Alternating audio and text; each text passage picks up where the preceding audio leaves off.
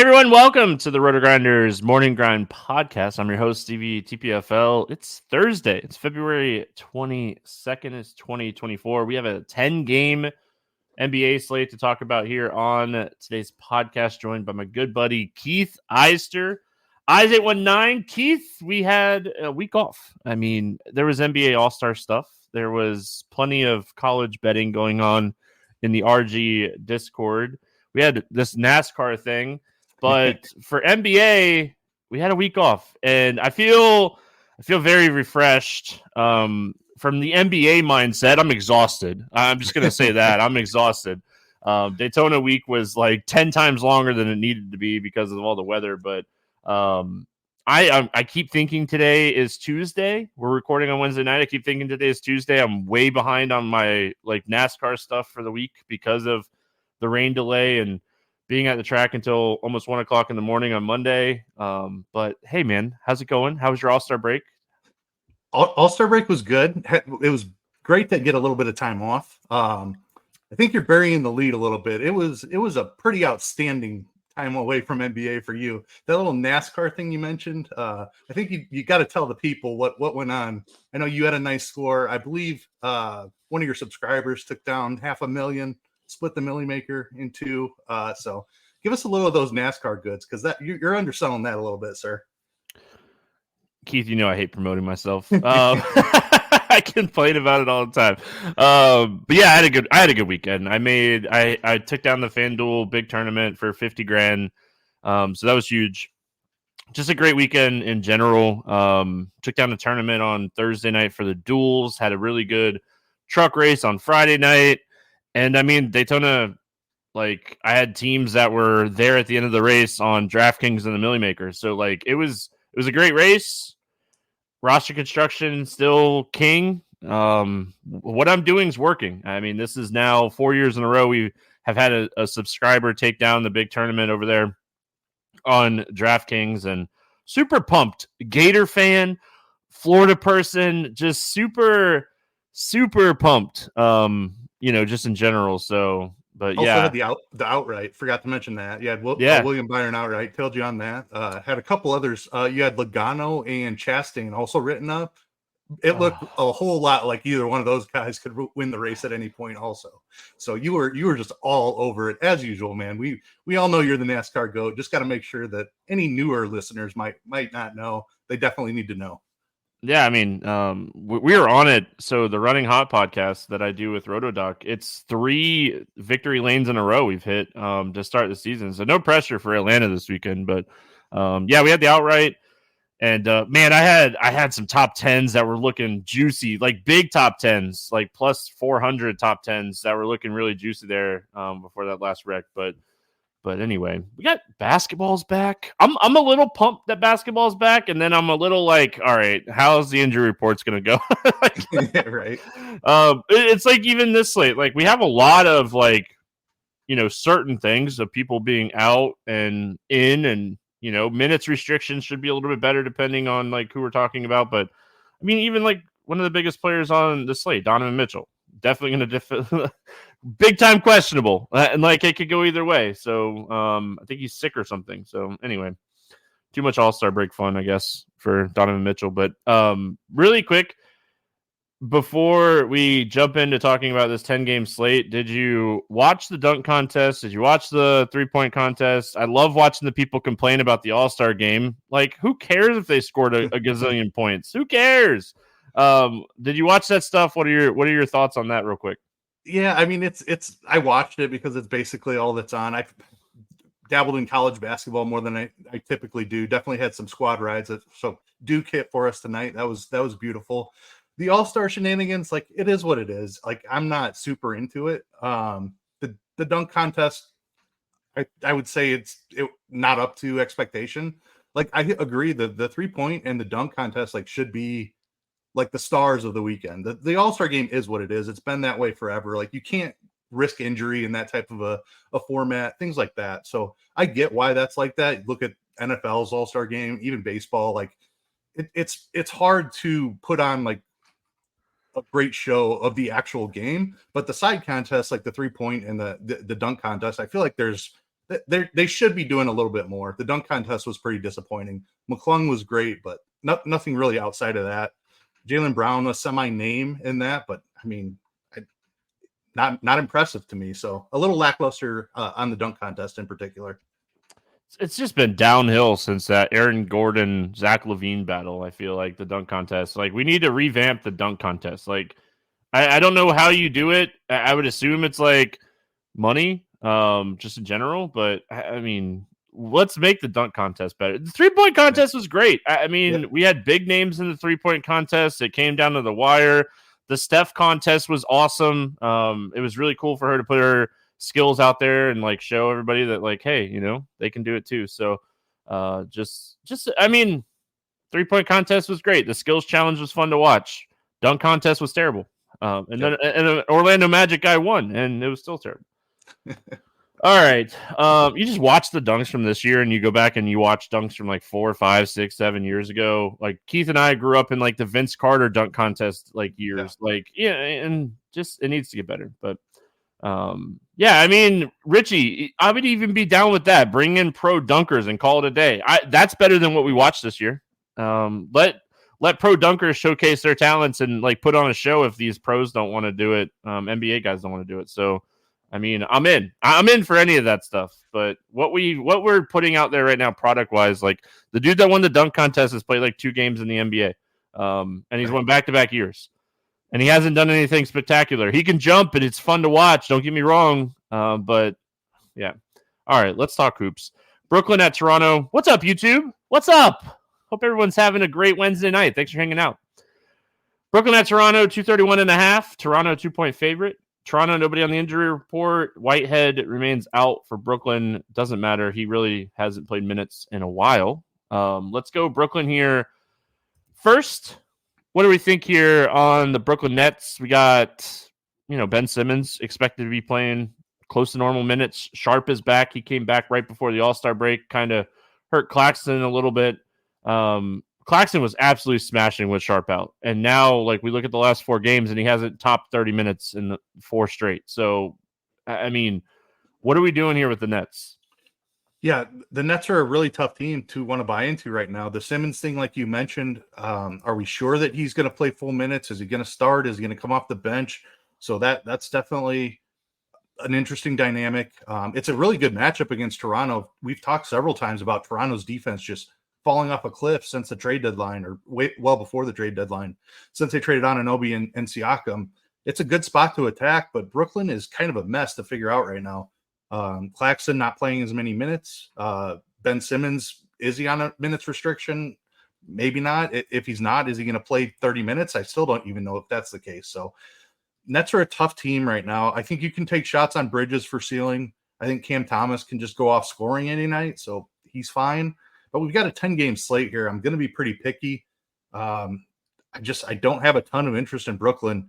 If I might even go Simmons over either the 2 guys in the 7K range. I think they definitely have a higher ceiling, but Simmons can get that like cheap triple-double where he scores 10 points and grabs 11 boards and 10 assists or something like that. So Simmons at 5,600, if he's going to play 25, 26 minutes, I'm on board with that, but not a ton of interest overall in this Brooklyn team. Well, I mean, they're a very healthy team now. Lonnie Walker's back. Finney Smith's back. Dennis Smith Jr., Schroeder, like they're all back. They're all healthy. I mean, so even if Simmons plays 25 minutes instead of 28 minutes, like it's still enough to impact it. Sharp impacts Claxton. Just at these prices, I think we'll start to see the Brooklyn prices come down with everybody healthy. And I think at these prices, Ben Simmons is the only person that I think I take here from the Nets. And like, I don't even trust him. I don't trust anybody from the Nets. But Ben Simmons at 5,600, playing 25 minutes is someone that can score 40 fantasy points. So, I mean, he's the guy that I want to take shots on if I'm taking any shots here on Brooklyn. The Toronto side of this one, I mean, kind of a new look Toronto team that we saw a little bit down the stretch right before the All-Star break. Give me your thoughts here on the Raptors. Yeah, another tough team we're just kind of trying to figure out what the rotation is going to look like. Mentioned the guys they traded away, but they've also added like Kelly Olynyk and Bruce Brown into the mix here. So another tough rotation to figure out here. Scotty Barnes always has a ceiling, I think. I don't love the matchup here against Brooklyn. They don't play particularly fast. RJ Barrett, I think you could take shots at 6,900. Prefer him in a more up tempo game, but his rebounding is notably up since coming over to Toronto. So I do think he still has somewhat of a ceiling, and Quickly's kind of fine. I don't think I would play more than one of these guys in any lineup, but I think Barnes, Barrett, and Quickly are in play. Yes. I mean, I don't really have much to add. I agree with pretty much everything you said. Like, Quickly, he's almost 7K. Barrett's almost 7K. Like, I think these guys are projected in the 35 point range. I mean, we have projections up for tomorrow because it's the slate after the All-Star break, and we have Quickly around 35 and we have Barrett around 35. I mean, that's not great value for their current prices on a 10-game slate. Yeah, obviously there's some ceiling there, sure. But overall, I don't see a ton of upside for this game. And this game is a 231.5 with a 2-point spread. Like, we should be a little bit more pumped about this game, but you just have two teams that have massive rosters and play really deep on both sides. So it's just hard for me to get excited about playing Toronto or Brooklyn. Again, my favorite from Brooklyn, probably Simmons. My favorite from Toronto, I think it's Barrett. Like you said, his rebounding is way up. When he gets hot, he can have those games where he shoots, 5, 6 threes and hits half of them and, puts up a couple layups and stuff. So he's someone that can score 25 and get 10 rebounds. And if he adds a steal or block or assist, he's someone that can get over 40, 50 fantasy points. So I think it'd be Barrett. We move from that game to this one, 247.5 total. Detroit at Indiana, 11.5 point spread for Indiana. On the Detroit side, Grimes is doubtful, Stewart's questionable, and then on the Pacers side, Nesmith is out and Jalen Smith is questionable. Cade Cunningham was someone that we saw come back, a little bit of limited on minutes on the back-to-back, but I think we see Cade Cunningham 35 plus minutes in this game. I wanted to start with him because the Pacers do struggle quite a bit against guards. Outside of him, I mean, Duren, especially if Stewart ends up sitting again, he doesn't have a lot of people he's worried about losing minutes to. I think Fontecchio, Thompson, Ivy, they're all okay. I think this is a spot I really want to invest in, Cade and Duren. I like the Cade call. I'm definitely on board with that. I think there's definitely room for the minutes to rise here. It's a fast-paced game. That it feels like a Cade game more than a Duren game to me. The Isaiah Stewart thing I think is huge. It doesn't seem like it's that big of a deal, but he definitely limits the upside of Duren. And I think Fontecchio is the other guy he's going to impact. I have a lot of interest in Fontecchio. The role looks pretty good here in the first couple of games with Detroit for Fontecchio. I am concerned that they run Stewart at the 4 a little bit just to get him on the court. Duren's probably going to get his 30 minutes. I think Fontecchio's upside is limited if Stewart is in this game. If he's out, I think Fontecchio is a fantastic value at 4,500. I'll probably play some either way, just because he's been shooting quite a bit here with Detroit. And it's an awesome matchup against Indiana. So 4,500 for Fontecchio, assuming that he starts again. Stewart, we expect to be limited here, even if he is able to play. I would prefer him to sit to target guys like Fontecchio and Duren, but I will probably take shots on Fontecchio either way. Cade, I agree, is the ceiling play though.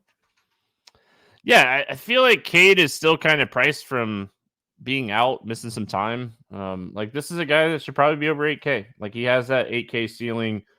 I mean, there was times this season he was in the high 8Ks. I mean, he has 50 plus point upside. And yeah, I mean, one of the, Bojan being gone is definitely going to open up a couple extra shots for Cunningham too. So watch the Stewart news. I think what you were talking about makes sense. Do you think Thompson loses minutes to Stewart, or do you think Thompson is the guy that's just going to play 28 to 30 minutes just in general here? So that's what I don't know. Do they feel comfortable with Fontecchio at the 3? I mean, he's definitely played plenty on the wing. I think they would be okay with that. So yeah, I think one of Thompson or Fontecchio probably loses some minutes here. I don't know which one it is. I definitely feel better about the Fontecchio call if Stewart is out, but it's looking like he's going to play in this one. So there's definitely risk. I'll still take shots on Fontecchio, I think, though. Yeah, ankle sprain. extra week off with the All-Star break. I will say I was looking through like game flow stuff when I was doing research for the slate earlier today, and they used Thompson more at the 3. So I think if you're worried about someone losing minutes, it's Fontecchio. But I mean, you would think he starts, and I mean, they can use Stewart at the 5 too. It's just really interesting to see how Detroit's going to kind of run this lineup with. I mean, I don't expect Evan Fournier to get consistent minutes, but we should mention like right before the All-Star break, he came back and he played 25 minutes in both games. So it's something to watch because he's still almost minimum salary. Yeah, Wiseman's the other one I'm kind of concerned. Like if Wiseman plays the backup 5 minutes and Stewart plays the backup 4 minutes, that's where you really start to struggle to find minutes for Asar Thompson and Fontecchio. We'll be paying attention to Detroit, but let's go over to the Pacers. No Nesmith. He's already been ruled out for this game. So I would assume that if anything, it helps Mathurin with no Nesmith. But I mean, Halliburton, we kind of expect Halliburton to be back to 35 minutes, right? We saw it right before the break where he was playing. Oh, he's questionable and potential limited minutes. But we got back-to-back 34 minutes right there before the break. He's 9,400. He went back over 9K, but if he's back to playing his 35 minutes, like he's a guy that you could easily pay 9,400 for against Detroit. They're going to put up a bunch of points in this game. Siakam's 8,200. I think I'd go down to Turner in this spot. I think it's a really good spot for Miles Turner. Not saying I don't like Siakam. I just think this is a big slate. This game could be a blowout. I think I'm more comfortable with going to Turner. What are your thoughts on the Pacers? Yeah, Halliburton is the one I have a ton of interest in. I was really hoping we were going to open up the slate and he was going to be sitting there at 9K and it was going to be like a jam him in situation. 9,400, they're going to make us think about it a little bit, but I agree. Really liked what we saw at those last couple of games leading into the All-Star break. Feels like the leash is loosening at minimum. He's going to be in that 34, 36 minute range, hopefully, in this spot, assuming the game is close. But he still has a ton of ceiling at that price. Awesome matchup against Detroit. So I want as much Halliburton as I can fit in. I think he's one of the top spends on the slate. Mathurin at just 4,500 with no Nesmith, I agree, is a fantastic play. And then as far as Siakam and Turner go, I'm with you. I'll save the money and go down to Miles Turner. I want to see more ceiling from Siakam, and I know he hasn't played with Halliburton a ton, and maybe that helps him out a little bit here, but I don't think I can play 8,200 for him at this point. Want to see it a little bit first, but I'd be fine taking some shots on Turner at 6,500. All right, we got New York Knicks at Philadelphia, 226.5 total here. Philly is a 1-point favorite. OG, Randall, and Mitch Robb all still out for the Knicks. Covington, Embiid, Melton still out for Philadelphia. Batum is questionable. Let's go Knicks here first. We saw just DiVincenzo doing his thing before the injury to the hamstring. He was absolutely smashing.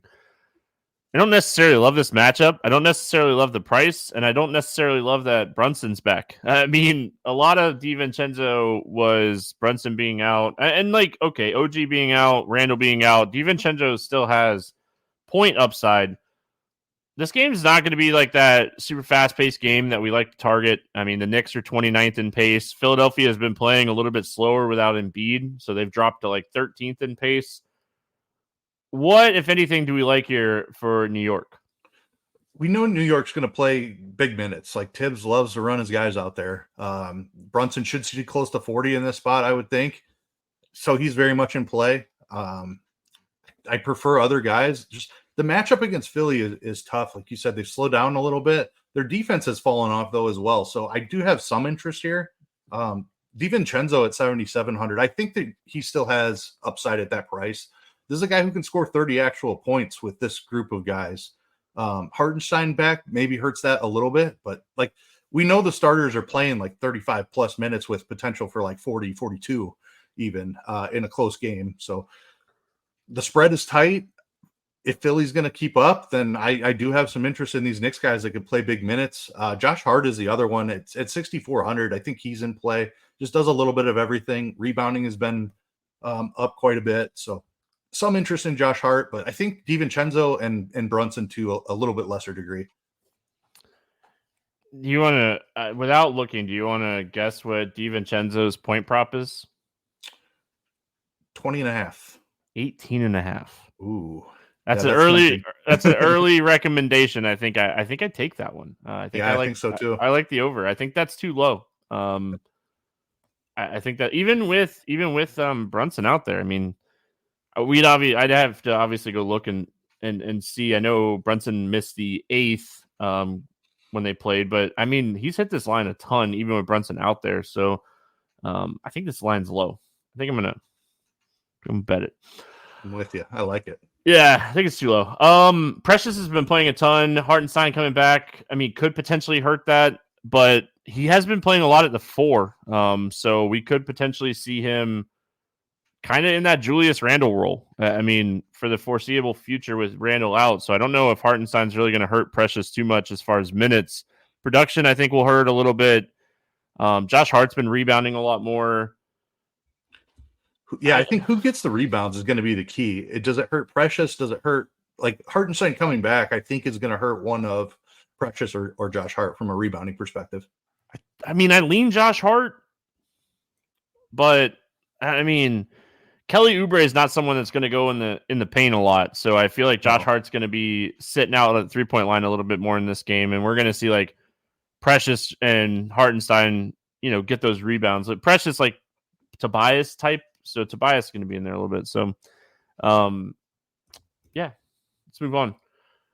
Philadelphia side of this game, man, I've been on the fade Tyrese Maxey train at this price. He's been struggling without Embiid. I don't know if I necessarily changed that too much here. Kyle Lowry in the mix for Philadelphia. Like, I don't know if Maxey's minutes are going to change too much, but does that potentially hurt like Buddy Hield a little bit? Or are we just going to see like Kyle Lowry play like a 18, 20-minute role type of, off the bench point guard type role? What do you think here for Philadelphia? Yeah, the Kyle Lowry thing is definitely a bit of a wrench here. I think he at least sees the non-Maxey point guard minutes. The question is, do they run Lowry at point guard and move Maxey to the 2 and use him more off the ball a little bit? I think that's possible. I'm with you. I don't think it hurts Maxey's minutes whatsoever. He's still going to play his upper 30s. But Lowry's role is definitely intriguing. It could hurt somebody like Buddy Hield. Cameron Payne is the other guy that, I mean, have to imagine he just kind of pretty much goes away here if Lowry's going to be handling the backup point guard. Not sure how much interest they have in running Campaign as a guard off the ball. He can shoot a little bit, but certainly they have guys like Hield and Oubre who can do it a lot better. Another team that's tough to figure out. I don't like the matchup a ton. Maxey up at 9,100. I'm kind of with you on the fade. Just this rotation not being set in stone and Maxey being expensive has struggled a little bit without Embiid and a tough matchup.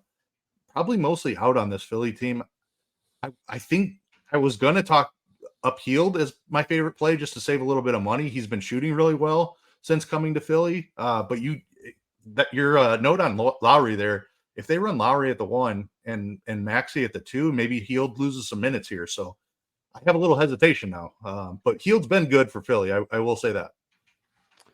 What are your thoughts on maybe like a Paul Reed? Like New York's going to play Precious and Hartenstein 30 minutes, at least 30 minutes apiece. I mean, I feel like Paul Reed, they're going to need his size a little bit in this game. Like, it's not like they're going to play Mo Bamba 30 minutes. They've already proved us that like he's kind of capped around 20. Like they played Paul Reed against Miami and he got a ton of run against Bam the other night, right before the All-Star break. I think he played like 37, 38, 39 minutes. Do we like Paul Reed at 5,900? Do we think he could go like 40 plus here? Yeah, I don't hate that call. I do think the minutes are pretty secure. Like he's a good per minute producer when he's out there. Yeah, I kind of like that call. Tobias Harris, you just say the name Tobias Harris and everyone says, oh, no ceiling. But that's because he plays next to Joel Embiid often. So like Tobias, we need to think about it in a different light. I don't love that price tag in this matchup. Right. If he was like 400, 500 cheaper, I would be all about Tobias in this spot. But 7,900 is just a little bit too rich for me. I think there's going to be plenty of spots over the next few weeks with Embiid out that we're going to be talking about Tobias Harris. I just don't think this is one. Yep.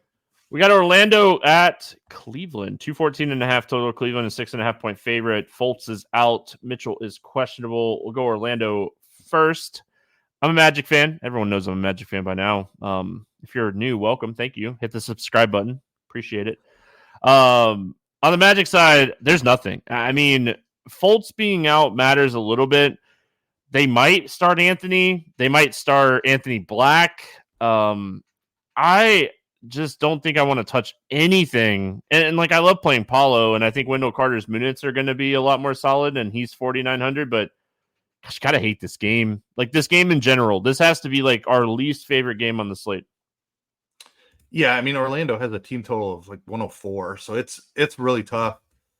The matchup for Wendell Carter is really difficult. I agree that he probably sees a few more minutes here as we head into the second half. I don't love the matchup for Paulo either. I think Franz is my favorite play here, just to save the money down from Paulo. I think Paulo has the better ceiling, but just saving the money to Franz, I think that'd be the way I lean. And I cannot touch the guard situation. Like, even if Cole Anthony sees a bigger role with Fultz out, I just don't feel comfortable with that. And Anthony Black starting, like, he just doesn't do enough. So I'm kind of with you. I'm just tough matchup. I'm out on the Magic side. Maybe some Franz. Yeah, my large field dart would probably be Jonathan Isaac. They played him 25 minutes against Chicago, and then they had the back-to-back where they limited him 15 minutes per game.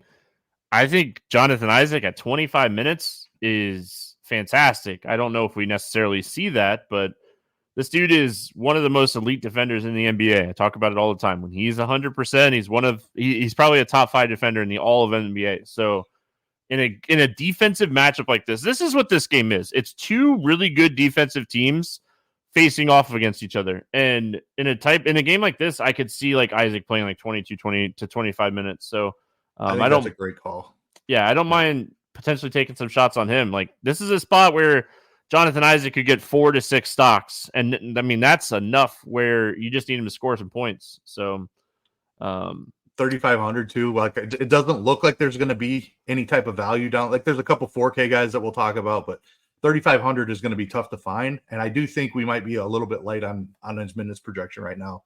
I could see him at 22, 25. I'm with you on that.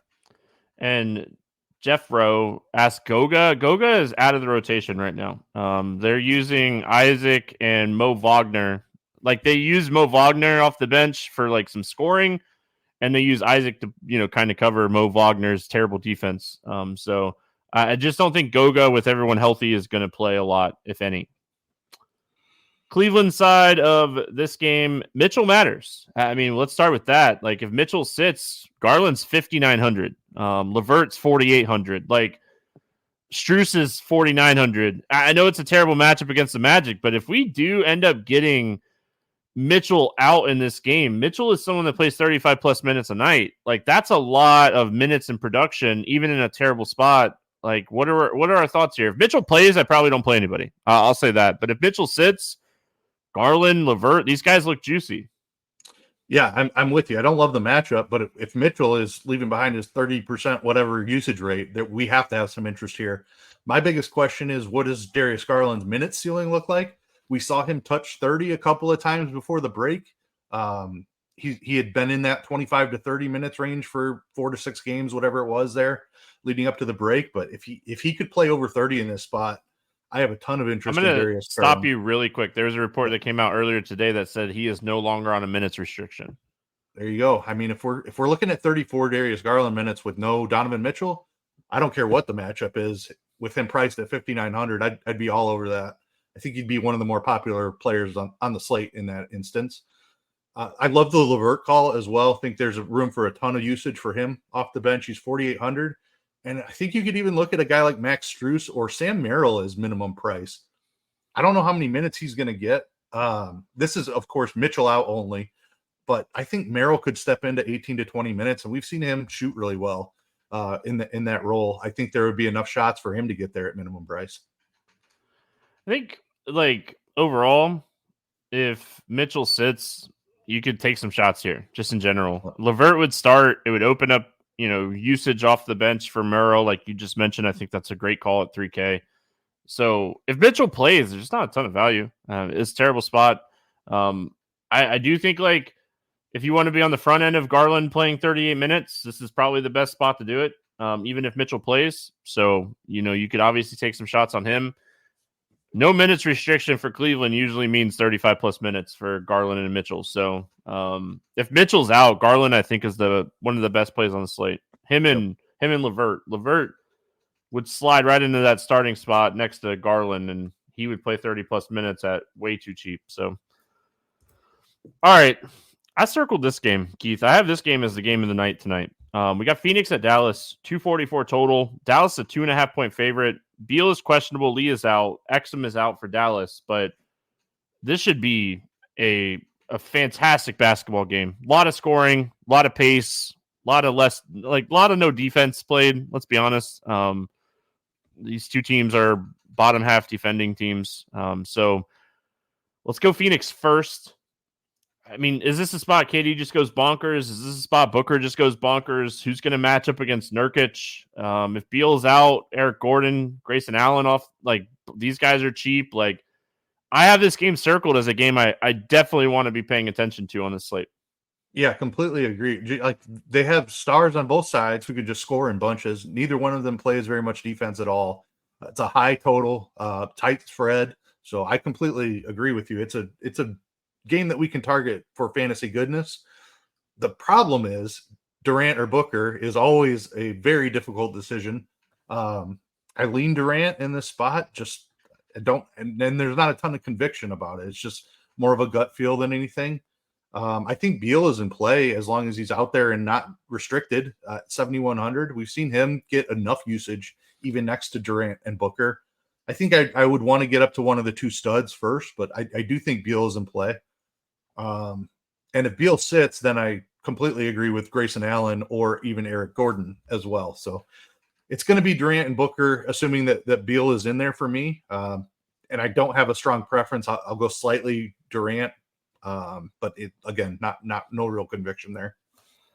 Yeah, see, I think I'm on the other side. I think I'm more want to be. I can't talk. I haven't talked for a week. All right, I want to be more invested in Booker. I feel like when we think about Luka or Kyrie guarding Booker, I don't care either one of them. Bring it on. Yeah, fair point. So I feel like I want to be more invested in Booker than Durant. But I could see them both smashing in this spot for what it's worth. That one was for you. Who was it in chat? The Ruthless Villain, I think. That was for you. But yeah, overall, I mean, I don't think there's a wrong answer to Booker or Durant here, especially if Beal sits. But I think I want to play Booker for what it's worth. He shouldn't have pointed it out.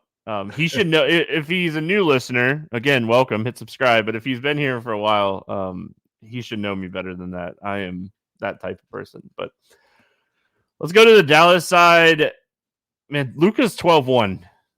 And there's not many times that I'm like, hey, do I want to pay 12-1 for Luka? It's averaging 80 fantasy points in 2 outings against this team this year. Again, Kyrie didn't play in either one of those games, but he just kind of shows you his ceiling to the upside for him in this matchup. The biggest question is like Lively's expected to play. Do they start Gafford or do they start Lively? I think that is a first type of question we should be asking ourselves. PJ Washington probably locked into the 4. Tim Hardaway off the bench with Derek Jones now. It's a somewhat new look Mavs team. We have Gafford projected to start, but I don't know necessarily if we should expect that. Like, do we expect Lively just to, kind of step over for Gafford? I don't. I mean, we saw Gafford play 23 minutes against the Spurs the other night when Lively came back and played 17 minutes. I don't think I want to touch this situation. I definitely want to kind of watch what the rotation looks like.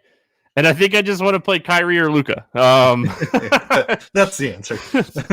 What are your thoughts on Dallas? Yeah, Luka is just incredible. We should expect close to 40 minutes, maybe even over 40 minutes in this spot if it stays close. And it's projected to stay close. So anytime that Luka's in a close game, he has a ridiculous ceiling. So I don't care what his price tag is. I'm certainly going to have some. Kyrie's tougher for me. I think you want the game environment. I think this is the game environment where he could really step up and have a good game. So Kyrie, not a guy I love to play, especially when he's 9K, but I do think he's in play in this matchup. Agree with the center situation. I don't think it's a foregone conclusion that Gafford starts. And I'm not sure I have interest in him even if he does, because Lively's there. Maxi Kleber's still there. Like Gafford's going to get his minutes, I think. But if we're talking about 20, 22 minutes instead of 25, 26, it gets really tough to find a ceiling there. And if Lively starts, I think it's even tougher for him to find 20 plus minutes. So I agree. I think we need to see what this big man rotation looks like. I think Gafford is in it, like he fits really well in this offense, and maybe that means they're pushing Lively to the side. But like you said, I don't think it's a foregone conclusion. So let's pay attention to that.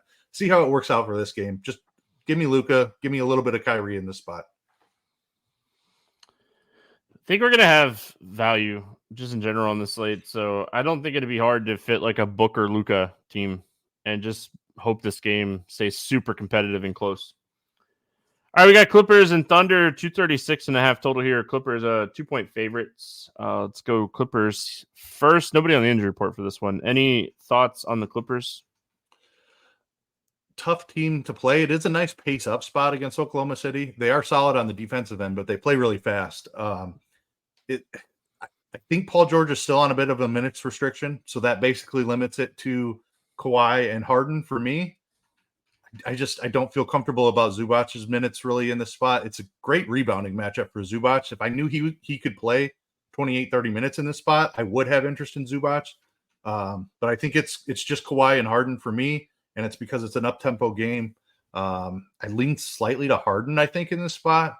Little revenge narrative there, going back to OKC. But again, it's similar to the Durant Booker situation. It's impossible to know which guy's going to find the ceiling. They're both good plays. So I'm more curious why you don't think Zubac plays 28 plus minutes here. He just like they have Plumlee there. He just isn't a guy that they run out there for a ton of minutes often. Well, I mean, he came back from injury and they were slowly ramping him back up. But the Golden State game right before the All-Star break played 28 minutes. Like, I worry about him having to follow Chet to the 3-point line is really the main thing. Like if Chet starts getting over on him just by being outside and then either taking him off the dribble or just Zubac not being able to defend the 3-pointer, I think you could see them go with somebody smaller. And not that Plumlee or Tice are that much smaller even, but maybe they just go smaller altogether and run Westbrook out there a little bit more. Chet's just a tough matchup is my biggest concern. Okay. It was more curiosity than anything else. Cause I had wrote down Zubac as a potential play here. Because, I mean, I think it's an interesting spot because I feel like if Chet starts owning Zubac, they're just going to put Kawhi on Chet and like put Zubac over on like a Jalen Williams. Well, then Jalen Williams is going to start charging him. Yeah, well, I mean, Dort. I think Dort would be the answer, but like again, he has to defend the 3-point line in that situation. Yeah, I mean.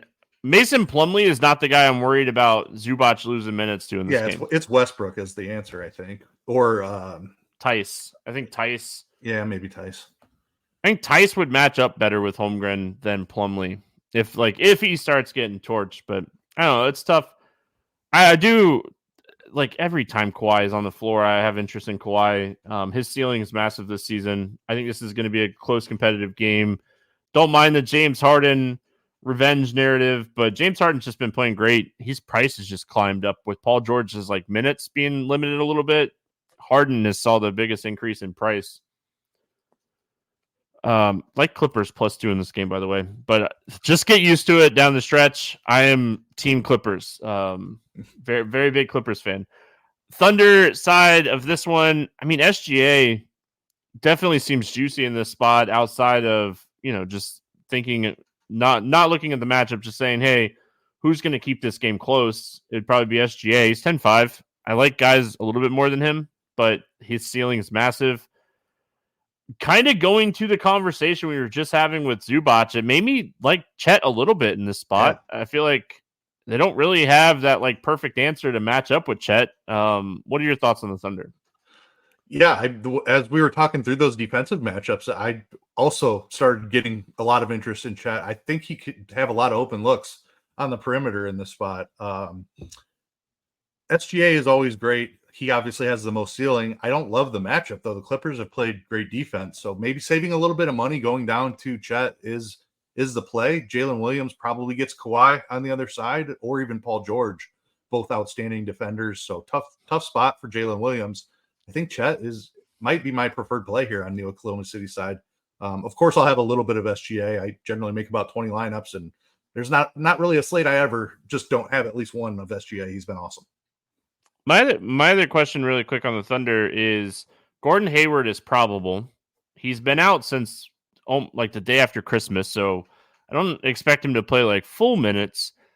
But who does he affect? Is it Dort? Is it Giddey? It's Giddey. Yeah, I feel like it's Giddey too. Like, I don't think I want to play Gordon Hayward because I don't think he plays full minutes here. Unless there's a report that comes out saying that he will play full minutes and he'll start. Like, if we get a starting lineup of like Hayward over Giddey and no minutes restriction mentioned, like 5,400 is probably too cheap for Hayward playing with SGA. Like, you got to remember who he's playing with now. So, I think Giddey is the guy we kind of want to stay away from until we see what this Gordon Hayward minute situation is going to look like. I just wanted to bring that up because, good point. In my head, I keep forgetting that Hayward is on the Thunder, and he's not on the injury report. Boston at Chicago, 226.5 total. Boston 7.5 point favorite. Springer is questionable, and on the Chicago side, Craig and Williams out. I'm not going to mention, for what it's worth, like Levine and these guys, Ball. They're out for the season. They're on the injury report for the year. Let's go Celtics first in this matchup. Pace-wise, not the best game, right? Pace-wise, we got, Chicago Bulls play at the slowest pace in the NBA. Boston plays at the 19th pace in the NBA. Boston's third in defensive rating. They're a great defensive team. Anything that we like here for the Celtics? Not a ton. Like you mentioned, the slow pace. I also think Chicago is going to have a difficult time keeping up in this game. The spread's not massive by any means, but Boston is one of the best teams in the league, and Chicago is absolutely not. Can't believe they did not make a move at the trade deadline to sell off some of these pieces.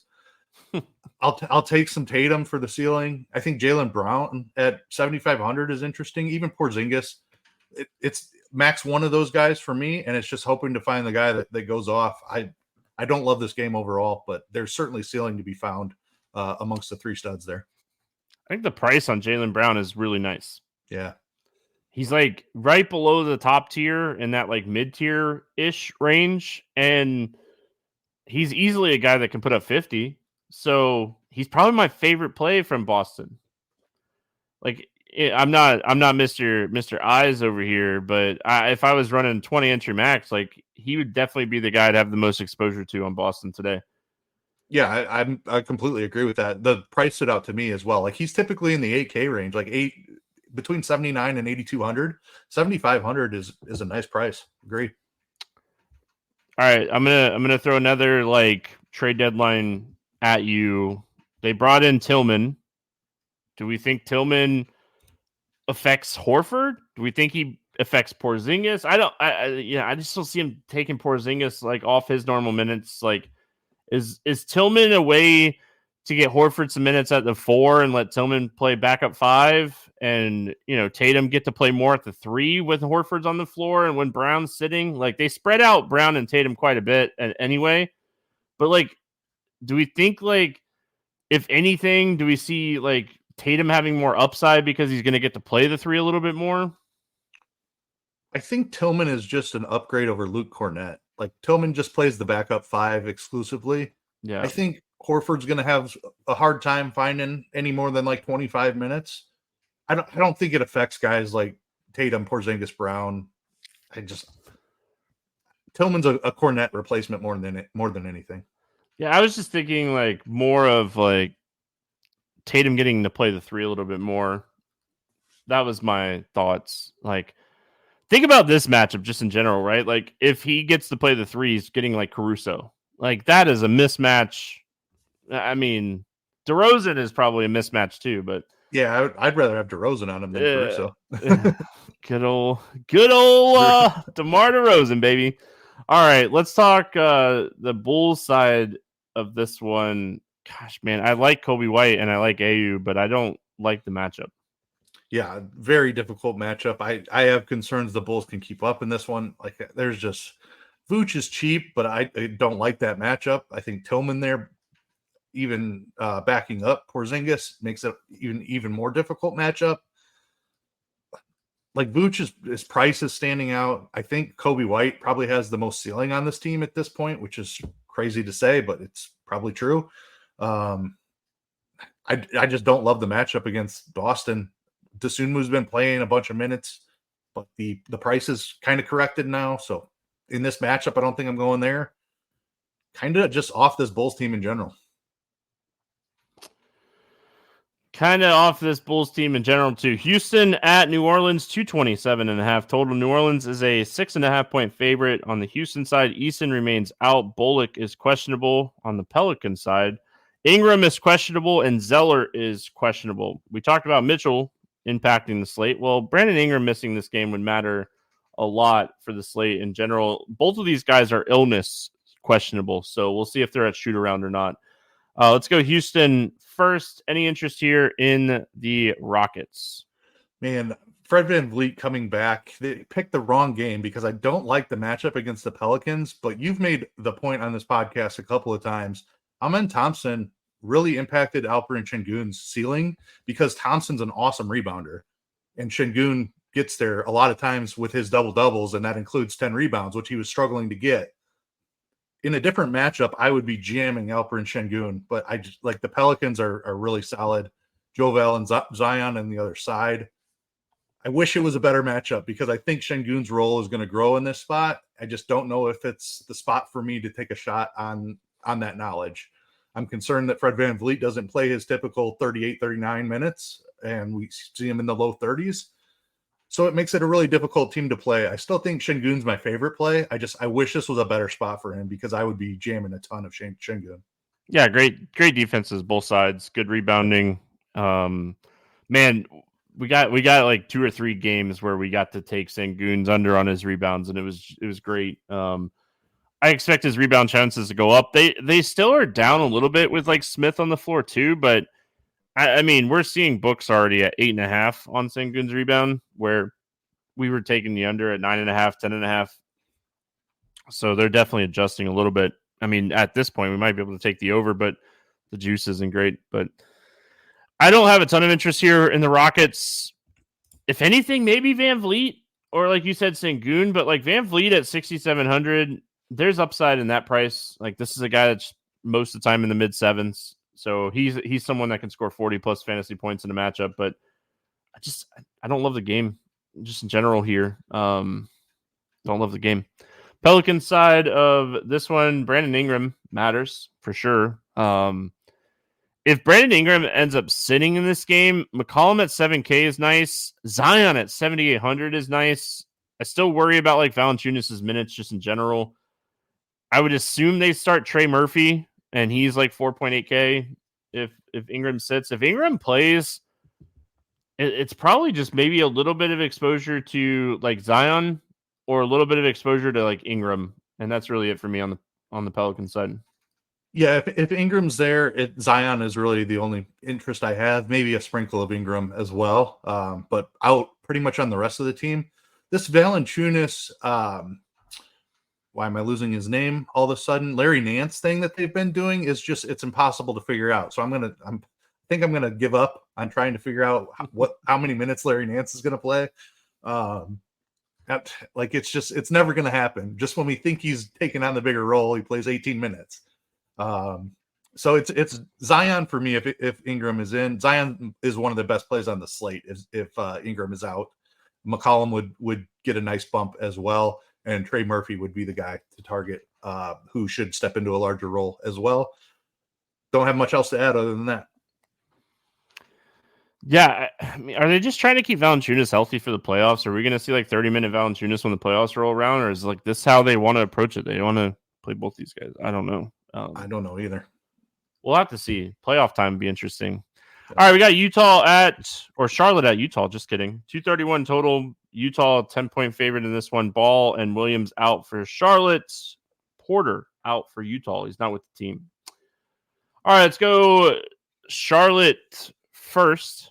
I mean, this is a game that I think we want to target as far as like pace. The pace of this game should be fantastic. I mean, we got the ninth fastest pace in the league with the Jazz, and then defensive wise, Charlotte's the worst team in the league defensively. Utah's 25th.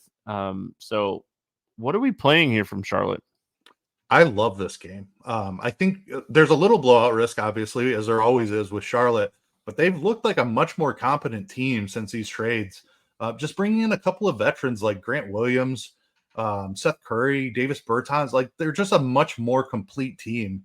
So I feel like they can stay in this game. Going into Utah is obviously never an easy task, one of the more difficult places to play, but the game environment is what I have a ton of interest in. Utah doesn't play a ton of defense. I think Trey Mann is my favorite play here just because the price hasn't quite fully adjusted to his role here. 5,500 should see 30 minutes in this spot. Miles Bridges has had a bunch of ceiling here without LaMelo, and Brandon Miller has found ceiling every once in a while as well. So in this matchup, I don't know if I want to play more than like two of these guys together, but I have a big interest in all three of those guys. Grant Williams has had an awesome role also at 4,500. And then I'm not even sold that Micic can't get there at 3,900. If the game does get out of hand a little bit, maybe Micic ends up playing a few extra minutes. Like that's a cheap price tag, and he does a little bit of everything when he's out there. So I have a lot of interest in this game. I'll be heavily exposed to the Charlotte side. Really like Grant Williams, and I really like Trey Mann. I think Grant Williams is way underpriced. Way underpriced. Like for his current role, he's kind of playing like that PJ Washington role where he's getting like 28 to 35 minutes, and he's just too cheap. So Grant Williams is not someone that like we're always excited to play, but I think his role at 4,500, I think he's going to end up being like one of the chalkiest players on the entire slate. And I really like Trey Mann. He's been absolutely crushing. So I'm looking at his projection. If his projection holds where it's at, he's not going to be chalky. But I agree. Like we were talking about it with Fontecchio, right? These guys are in new situations, new roles. We're taking like season-long rates when we're doing projections. So there are exploitable situations. Grant Williams is definitely one of those exploitable situations where his projection might come in a little bit low today. Yeah, but he played 3 games with Charlotte, 32, 31, 27 minutes, and at least 27 fantasy points in each of those 3 games. So there's a guy in the next game who's got a new role too that we're going to talk about. Yeah, I mean, spoiler alert, there might be a Grant Williams take on morning grind game. Utah side of this one. I mean, the thing that I've pointed this out a lot when it comes to Utah in general down like right before the All-Star break, but they are committed to Keontae George getting minutes now. Like he is going to play minutes every single night in the 30s for down the stretch. I might be wrong 1 or 2 nights, but I think Keontae George's role is just phenomenal. Obviously, Markkanen has upside. I think Sexton's upside is limited with Keontae George because Keontae George is more usage than like a Chris Dunn or Clarkson. What are your thoughts on the Jazz?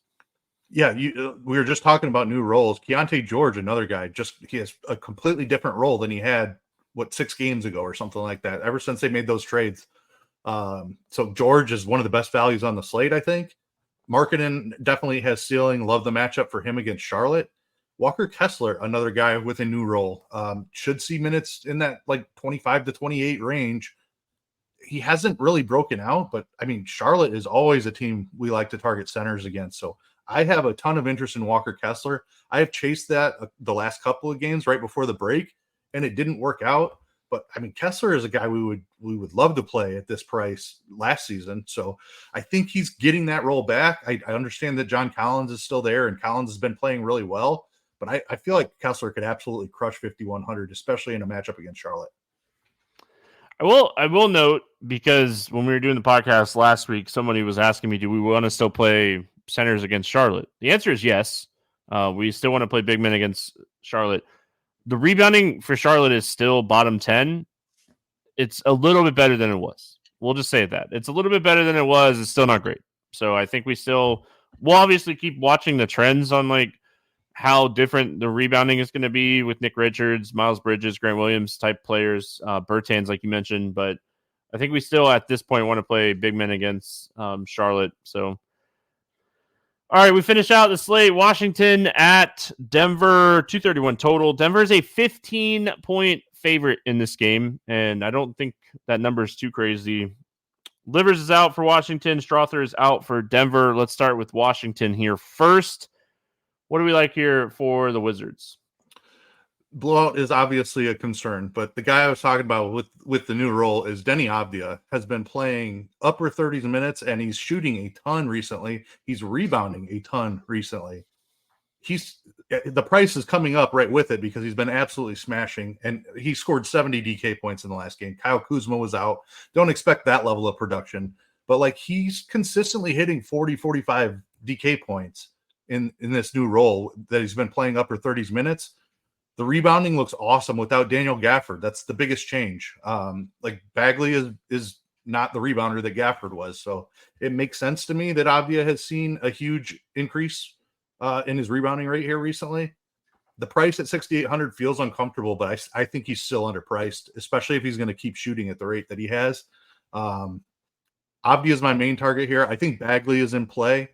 I think the minutes are a little bit concerning there, and I think potential foul trouble with Jokic on the other side is a little bit concerning. So I do prefer Avdia, but I don't mind Bagley. And I think Tyus Jones is in play as well at 6,100. Has seen his minutes tick up a little bit here recently. Yeah, I mean, I've been saying this. Denny's role has changed. And I wrote this up on Scores and Odds last week, and this didn't include the New Orleans game, so it probably just went up. But on the season, he was averaging 4.2 points in the paint on the season. Over the last 4 games or 3 games, the Dallas, Philadelphia, Boston game, he was averaging 12.6 points in the paint. Like it had gone up 8 points. He's being way more aggressive just in general. And I mean, I'm back on it. I've already bet this. I'm on his point rebound prop again. I mean, his point rebound prop is 22.5. He's hit that with points alone in 3 of the last 4 games. He's hit this line 4 straight games since his role has changed, but he's hit the point rebound prop with just points in 3 of his last 4 games at 22.5. So I already bet this one. It's not on my morning grind game. If it's Keith, I'm sorry. It might be on mine. I just wanted to point it out again. Like he's just not the same player he was, a week before the trade deadline. I mean, he is a different role, and this is the stuff we have to take advantage of for DFS, and this is the stuff we have to take advantage of in the betting markets. And they're just not adjusting fast enough. Like they adjusted to Grant Williams. I was looking at his lines earlier. Like Grant Williams is like his point prop is like 12.5. So they adjusted very fast to like somebody like him. But yeah, they haven't adjusted Denny, and I'll keep betting it. That's fine. I'm a little worried about the blowout, but I still think he plays 30 minutes, which gives him a good chance for the 22.5. But yeah, he's my favorite play on this team as well. Tough spot for Bagley, but I don't mind him. I think he's still a little cheap at 5,300. Yep. I'm not touching Tyus or Poole. And I'm honestly like Kuzma's upside has been hurt a little bit by Denny too. So I think it's Bagley and Denny, and like Kuzma is getting hurt rebounding from Bagley too. He's a better rebounder. Denver side of this game, if it stays close, Jokic probably smashes. Jamal Murray has a little bit of upside. I don't think this game stays too close where like Jokic has a ceiling game, and I think I want to play Luka over Jokic today. And that's all it is. Like no one is going to sit here and say, hey, don't play Luka or don't play Jokic. I'm just saying I think I'd prefer Luka today if it's just a 1v1 situation. I'm with you on that. I do prefer Luka. I think it's an awesome spot for Jokic. Washington's still one of the worst rebounding teams in the NBA. But I think it's a better spot for Luka, and I do worry about the blowout as well in this game. So probably won't have a ton of exposure. Same story with Jamal Murray. Of course, there's ceiling there, but just because we're adding in the blowout aspect to a 10-game slate where it's already tough to play everybody, probably won't have much Jamal Murray, and I just don't have any interest in anybody else outside of Jokic and Murray. Get a chat question about centers doing well against Denver in general. I mean, if we look at recent trends over the last 7 games, they're allowing the third most fantasy points per game to opposing centers. So if you want to look at like recent trends, sure. I mean, there's definitely some recent trends there. They're like middle of the road season stats. They're like 8th over the last 15 games. So like they're trending in the right directions to take centers. So maybe Bagley is way more in play than that. But yeah, right now, last 7 games, Denver allows third most fantasy points per game to opposing centers. So there you go. Hope that answers your question, Derek. All right, let's play the morning grind game, and then we'll get out of here. It's fun to be back. We appreciate you guys hanging out on YouTube. We got a very lively chat going on over there tonight on YouTube, and we always appreciate it. It's fun. Always fun. Favorite play under 5K to go 7X? Who do you got? I will go with Keontae George, the starting point guard for the Jazz. Awesome matchup for him against Charlotte. Just talked about his new role. Price hasn't quite adjusted yet. He's under 5K? Yep, 4,700. Oh my gosh, I missed that one. He would have been mine for sure, like 100%, and we would have agreed 100%. I missed that one. I thought he was over 5K. Way too cheap for Keontae George's new role. Grant Williams is mine. I really like Grant Williams. I think that he has a very solid role. Like I said, I think he's playing that like PJ Washington role for Charlotte. And like it's not even PJ Washington too. It's like Gordon Hayward's gone. There's plenty of minutes to be had for Grant Williams. So I really like him at 4,500 as my 7X play. Over 8K to go under 5X. We have a ton of value and a ton of studs. Who's the bust that you don't want to play today over 8K? Yeah, a lot of good studs today. I'm going to go Tyrese Maxey at 9,100. The Knicks are still short a couple of people, but just Maxey doesn't have Embiid there.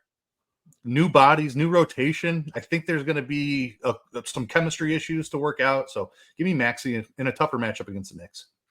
I hate choosing against this guy because he's been one of my favorite players to watch this year. But give me Scotty Barnes at 8,800. I like Scotty Barnes, and I think he has 60-point upside in any matchup. He's just a guy that I don't think I'm going to get to today. Paulo was my other one. I just can't pick against my guy. I can't pick against my guy. Favorite 6X play today. Who do you got? I'm going to go Denny Avdia. I believe in this new role here. It's not an awesome matchup against Denver. There's blowout risk, but I want to be early on this and think that we've found a trend here. So I'm going to go right back to Denny. I got Trey Mann. I think that Trey Mann is still underpriced for his current role. Again, like we're seeing a great matchup against Utah. This game pace-wise should be fantastic. Like it's a pace-up spot for Charlotte. Trends definitely point to Charlotte playing a little bit faster with their new look roster. So I like Trey Mann here at 5,500. All right, let's get weird GPP play of the day. Who do you got for us? So I'm sticking with the same team there. Mann's role has been incredible. It looks like he's the guy, but I think Micic behind him still has a really solid role there. He's only 3,900. I don't know how much under 4K value we're going to have on the slate. I don't mind a couple of stabs there. I think he might get a little extra run in a blowout as well. The game environment against Utah is great. So give me Micic at 3,900. All right, so I wrote down Cade Cunningham, and I'll let you void it if you think he's going to be chalkier than a Let's Get Weird play. But I don't think Cade Cunningham's going to come over 10% on the slate, and I absolutely love this matchup for him. I think it's a big enough slate where I think he'll be. I don't think he'll be 4%, but I think he will be under 10%. Yes. Yeah, I think the price is going to scare some people off enough where we could take advantage of it. So, I mean, Cade Cunningham's my Let's Get Weird GPP play of the day. Cade never chalky. I agree. He's someone that goes overlooked a lot, and he's a guy that can put up 25 or 50. And I just hope we're on the right page tonight when it comes to Cade Cunningham. Let's go to the betting portion of the morning grind game. Any pick'em plays or player props that you like here?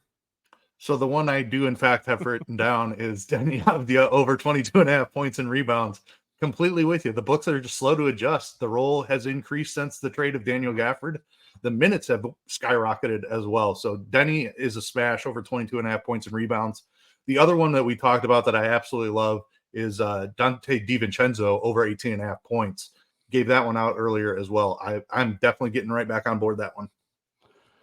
Yeah, so mine today is Trey Mann over 23.5 points, rebounds, and assists. His points and rebounds and assists have been fantastic since he's gotten into this new role. He's played 3 games now with Charlotte, 22, 27, and then he had a big game against Atlanta right there before the break. This is a fantastic game pace-wise. Trey Mann over 23.5 points, rebounds, and assists. I think that number is just too low. I think his new role is phenomenal, and I mean, it's hard not to like Trey Mann. The only time he missed this was his first game, and he was at 22. So Trey Mann over 23.5 points, rebounds, assists. Any lines jump out to you here? I'm just not sure the Philadelphia 76ers are any good without Joel Embiid. And the Knicks, they're missing some bodies as well, but they're 1-point underdogs against Philly. It's in Philly. But their money line is like 102, I think is the best you can get at. Might be an even still out there somewhere. I think the Knicks are better than Philly without Joel Embiid. So I do like the Knicks side, whether you want the point or just take the money line. I actually like a line today. I always say that there's not a lot that jumps out to me, but I really like Boston minus 7.5. I know they're on the road in Chicago. Boston's a much better team just overall. When you look at like net rating, Boston is the number one team in the NBA in net rating this season. Chicago's 20th, and they're not getting any better. They're 26 and 29. Boston has been one of the best teams in the league all season. They're a fantastic team. They're fully healthy. Everyone's good to go. Porzingis, they're fully healthy for this game. Give me Boston minus 7.5. I think this closes closer to 9, even with Boston on the road. I think this line moves a little bit today. All right, Keith, any final thoughts before we get out of here? NBA is back.